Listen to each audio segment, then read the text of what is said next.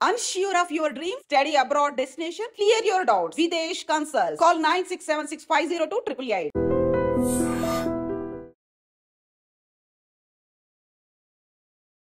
Welcome to I dream. నేను మీ భవ్య.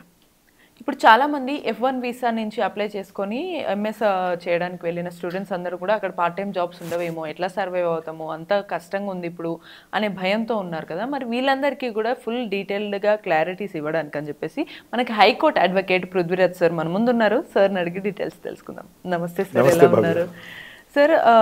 నిజంగా ఈ ఎంఎస్ కోసం అని చెప్పేసి చాలామంది స్టూడెంట్స్ వెళ్తున్నారు. ఒకప్పుడు అంటే అందరు అనుకునే వాళ్ళు ఈజీ అవుతుంది మాకు అని. ఇప్పుడు చాలామందికి ఉన్న క్వశ్చన్ మార్కే అది.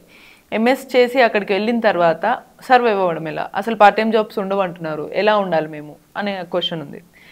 ఇప్పుడు అక్కడికి F1 వీసా మీద మన స్టూడెంట్స్ అక్కడ పిల్లలు అక్కడికి వెళ్ళి జాబ్స్కి వెళ్తున్న వాళ్ళకి అంత పీర్ ప్రెషర్ ఫీల్ అయిపోవాల్సినంత ఇష్యూ ఏం లేదు భవ్య. అంటే అఫ్ కోర్స్ ట్రంప్ అన్నది ఈ ఎక్స్టర్నల్ అఫైర్స్ మీద తను తీసుకున్న వీసాస్ మీద కొంచెం స్ట్రిక్ట్గా ఉన్నాడు కదా అని చెప్పి ప్రతిదీ స్ట్రిక్ట్గా ఉంటాడు, ప్రతిదీ మనకి ఇంకా అన్ని ఛాన్సెస్ క్లోజ్ అవుతాయి అనుకుంటే తప్పు. ఇప్పుడు F1 వీసా మీద వెళ్ళిన వాళ్ళకి రెండు రకాల వాళ్ళకి ఈ పార్ట్ టైం జాబ్స్ దొరుకుతాయి వాళ్ళకి. ఒకటి CPT, ఒకటేమో OPT.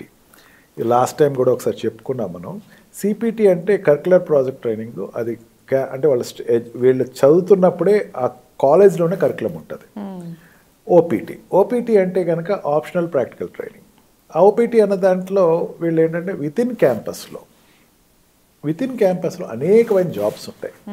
మనకి ఈ యూనివర్సిటీస్ అన్నవి మన ఉస్మాన్ యూనివర్సిటీ లాగానో లేకపోతే ఇంకొక ఆంధ్ర యూనివర్సిటీ లాగానో అట్లా ఉండవు అక్కడ యూనివర్సిటీస్.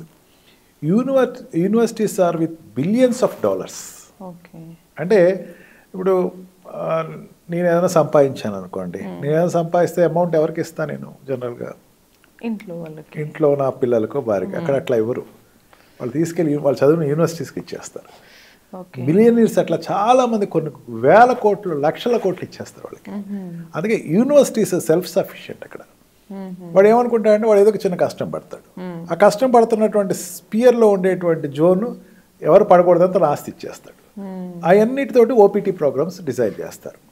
అందుకని ఎంప్లాయ్మెంట్ ఇష్యూకి వచ్చేసరికి ఏ యూనివర్సిటీస్ కూడా OPTని డిస్క్రైబ్ చేసేటువంటి ఆలోచనలు ఉన్నాయనుకుంటే అది తప్పని చెప్పచ్చు. OPT ప్రోగ్రామ్ అంటే మనకి మెయిన్ ప్రాబ్లం ఏమొస్తుందంటే మన పిల్లల్ని ఇక్కడి నుంచి తయారు చేసేటప్పుడు అక్కడికి వెళ్ళి నువ్వు ఏ పనైనా చెయ్యాలి. Of course I'm not telling that house keeping job తప్ప ఏ జాబ్ అయినా నువ్వు రెడీ అవ్వాలని ప్రిపేర్ చేసి పంపించకపోవటం ఒక తప్పు. ఫస్ట్ నీకు అక్కడ 50 lakhs ఖర్చు అవుతాయి భవ్య ఇక్కడి నుంచి అక్కడ చదివించాలంటే. 50 lakhsని నువ్వు వెనక్కి తీసుకొచ్చేసేయాలి. వెంటనే నువ్వు నువ్వు ఉండేటువంటి 2 years తర్వాత 1 year 3 years నాకు వెనక్కి పంపించాలన్న ఆలోచన ఉన్న వాళ్ళకి, పార్ట్ టైం పిల్లవాడు కోరుకునేవాడికి ఎప్పుడు కూడా దేనికైనా ఆడు ఏ జాబ్ ఇచ్చినా సరే రెడీగా ఉండి చెప్పు అని ఒక రకమైన సైకలాజికల్గా వీడికి ఎప్పుడు కూడా సపోర్టివ్గా ఉండాలి. ఈ ఎంఎస్కి వెళ్ళాల్సినటువంటి పిల్లవాళ్ళు ఇప్పుడు బీటెక్ ఎంఎస్కి వెళ్ళాలంటే ఒక 1 year, ఒక 6 months అంతా రెడీ అవుతారు కదా. ముందు ఈ 6 months ఇక్కడ వాడు ఏదైనా పార్ట్ టైం చేయటం మొదలు పెట్టాలని నా ఉద్దేశం. ఇక్కడ హైదరాబాద్ అంటే కనీసం పార్ట్ టైం ఎట్లా ఉంటుందో వాడు తెలుస్తుంది. అక్కడికి వెళ్ళిపోయి నేను పార్ట్ టైం చేయాలంటే సెలెక్టివ్గా మెనోలాగా నాకు ఇదే కావాలి అట్లా ఉండదు భవ్య. అక్కడికి వెళ్ళిన తర్వాత వాడు ఏమవుతాడు? నేను చాలా మంది చూస్తున్నాను కాబట్టి చెప్తున్నాను. ఏదో జాబ్ ఇస్తారు, ఆ జాబ్ వీడికి నచ్చని దానికి వీడు ఏదో ఫీల్ అయిపోతాడు, చాలా లో ఫీల్ అయిపోతాడు. నేనేంటి, నేను ఎంత జమీందారుని, నేను ఏంటి పని చేస్తున్నాను, ఇక్కడ బేకరీలో పని చేస్తున్నాను, ఏంటి నాకు ఈ పద్ధతి అని ఒక రకమైనటువంటి పర్వర్షన్లోకి వెళ్తాడు. అక్కడ మనకి ఈ కాలేజ్ తోటి ఎక్కువ సంబంధాలు అంటే ఇప్పుడు ఇక్కడ క్లాసెస్ బంక్ కొట్టడం అన్నది కామన్. ఇంజనీరింగ్ స్టూడెంట్స్ అలా బంక్ కొట్టి బయటకి గాలి తిరగటం అనేది కామన్. నువ్వు అక్కడికి వెళ్ళిన తర్వాత చాలా కాషియస్గా కాలేజ్ తోటి అటాచ్డ్గా ఉంటే కనుక నీకు అనేక మంది నీకు హెల్ప్ చేస్తారు అక్కడ. ఇప్పుడు ఆ రకంగా నీకు 3 jobs ఉంటాయి అక్కడ. ఒకటి ఏంటంటే అసిస్టెంట్ ప్రొఫెసర్స్ జాబ్ ఒకటి, అండ్ ట్యూషన్ జాబ్ ఒకటి, అండ్ అడ్మినిస్ట్రేటివ్ జాబ్ ఒకటి. ఈ 3 యూనివర్సిటీకి సంబంధించినవి ఉంటాయి. అంతేకాకుండా నీ యూనివర్సిటీని ఒక యూనివర్సిటీ ఉందనుకోండి, ఆ యూనివర్సిటీకి అంబాసిడర్ కింద కూడా పనిచేస్తూ ఉంటారు. అంటే ఆ యూనివర్సిటీని హిస్టారికల్ ఇంపార్టెన్స్ ఇవన్నీ ఎవరైనా పేరెంట్స్ వస్తారు అనుకో, పేరెంట్స్ వస్తే ఇక పలానా వాడి దగ్గరికి వెళ్ళండి అంటే ఒక ఇంజనీరింగ్ స్టూడెంట్ దగ్గర పంపిస్తారు. వాడు ఈ కాలేజ్ హిస్టరీ ఇదంటే ఇంత పెద్ద యూనివర్సిటీ ఇది అని మొత్తం క్యాంపస్ అంతా తీసుకెళ్ళి చూపిస్తాడు. టూరిస్ట్ లాగా టూరిజం డిపార్ట్మెంట్లో ఉంటాడు. లేదా ఆ కాలేజ్లో క్యాంటీన్ ఉంటుంది, క్యాంటీన్లో వెళ్ళి వర్క్ చేసే facility. I'm not telling about engineering students, ఇది ఇంజనీరింగ్ స్టూడెంట్స్ చెప్తుంది కాదు. మిగతా డిసిప్లిన్స్లో వాళ్ళు క్యాటరింగ్ సెక్షన్లోనో లేకపోతే ఫుడ్ ఇండస్ట్రీ నుంచి వెళ్ళేవాళ్ళు, వాళ్ళు మాస్టర్స్ చేసేవాళ్ళు ఉంటారు, వాళ్ళకి అది ఎక్స్పీరియన్స్ అవుతుంది. అండ్ మా వాళ్ళు కూడా నేర్చుకోవచ్చు, తప్పే ఉంది. ఫుడ్ చేయటం అనేది డిగ్నిటీ ఆఫ్ లేబర్ ఉన్నప్పుడు ఏ వర్క్ చేసినా తప్పులేదు. నీకు టోటల్ ఎన్ని వర్కింగ్ అవర్స్ ఇస్తారు? 20 working hours day for a week ఇస్తారు నీకు. 20 వర్కింగ్ అవర్స్ అంటే ఏంటి? నీకు క్లాసెస్ ఎన్ని ఉంటాయి? 20 వర్కింగ్ అవర్స్ పర్ వీక్. మొత్తం అంతా కలిపి 40 వర్కింగ్ అవర్స్ పర్ వీక్ ఉంటాయి. ఈ 20 అవర్స్ ఆఫ్ వర్కింగ్ అవర్స్ మాత్రమే నీకు పర్మిట్ చేస్తారు. అవర్కి ఎన్ని డాలర్స్ వస్తాయి నీకు? యావరేజ్ టు యావరేజ్ $20 వస్తాయి. ఈ $20 తోటి ఈ 20 అవర్స్ నువ్వు వర్క్ చేసి నువ్వు సంపాదించుకుని దాని ఇంటికి పంపించుకున్నావు, సేవింగ్స్ చేసుకున్నావు. తర్వాత ఈ ఎంఎస్ అయిపోయిన తర్వాత నీకు ఏదైనా కొంచెం జాబ్ రావటం కొంచెం లేట్ అయినా సరే అది నీకు హెల్ప్గా ఉంటుంది. లేదా సేవింగ్స్లో నువ్వు ఫైనాన్షియల్గా ఇక్కడ నుంచి నువ్వు పేరెంట్స్ నుంచి ఏమైనా ఈ ఇన్స్టిట్యూట్స్ నుంచి నువ్వు ఏమైనా అప్పు తీసుకొచ్చి చదువుకుంటానికి వస్తే కనుక రీపే చేయడానికి ఆస్కారం ఉంటుంది. ఓపీటీ ప్రోగ్రాంలో ఏంటంటే మెయిన్ ఈ ట్యూషన్కి రిలేటెడ్ ప్రోగ్రామ్స్ నువ్వు చేస్తున్నప్పుడు కూడా అసిస్టెంట్ ప్రొఫెసర్స్ కింద లేదో చేస్తున్నప్పుడు నీకు ఎక్స్పీరియన్స్ నువ్వు పొంది నీ సబ్జెక్ట్ మీద కమాండ్ పెరుగుతుంది. మనకి ఇక్కడ కాలేజ్ అయిపోయిందా, ఇంటికి వచ్చేసామా, కాలేజ్ అయిపోయిందా, ఏ పార్క్కి వెళ్ళామా, కాలేజ్ అయిపోయిందా, రిలీజ్ మూవీకి వెళ్ళామా, ఇంతే తెలుసు బీటెక్ స్టూడెంట్కి. అట్లా చదువుకుంటానికి వెళ్తే మాత్రం దయచేసి చెప్తున్నాను, please don't go to America. America is not an enjoyment zone. America is very serious zone. నీ కెరియర్ సెటిల్ అవడానికి వెళ్ళాల్సిన ప్రదేశం. నువ్వు అక్కడికి వెళ్ళి నేను ఎంజాయ్ చేద్దామని కాదు. నువ్వు ఒక దేశానికి వెళ్తున్నావు అంటే చాలా నిబద్ధతతోటి ఒక డిసిప్లిన్ తోటి నువ్వు వెళ్ళాలి. నీ తల్లిదండ్రులు నీ మీద ఆశ పెట్టుకున్నారు. మీ తల్లిదండ్రులు కూడా చెప్తున్నాను, నాకు ఓపీటీ రాలేదండి అని చెప్తే నాకు ఇవాళే ఒక ఫోన్ కాల్ వచ్చింది ఒక పేరెంట్ నుంచి. మా వాడికి అందరికీ వచ్చేస్తుంటే మా అబ్బాయికి ఓపీటీ రాలేదండి. అందరికీ వన్ ఆఫ్టర్ అదర్ అందరికీ వస్తుంది. అక్కడే రాజకీయాలు ఉండవు, అక్కడేమి గివ్ అంటే ఎవరో పొలిటీషియన్స్ వచ్చేసి మా వాడు ఓపీటీ కావాలని ఏం చెప్పరు. అందరికీ సీరియాటంగా వస్తుంది, వరి అవ్వాల్సిన అవసరం లేదు. రావటం లేదు, లేట్ అయ్యిందంటే మీ వాడి యొక్క పెర్ఫార్మెన్స్లో ఎక్కడ లోపం ఉందని గ్రహించండి ఫస్ట్.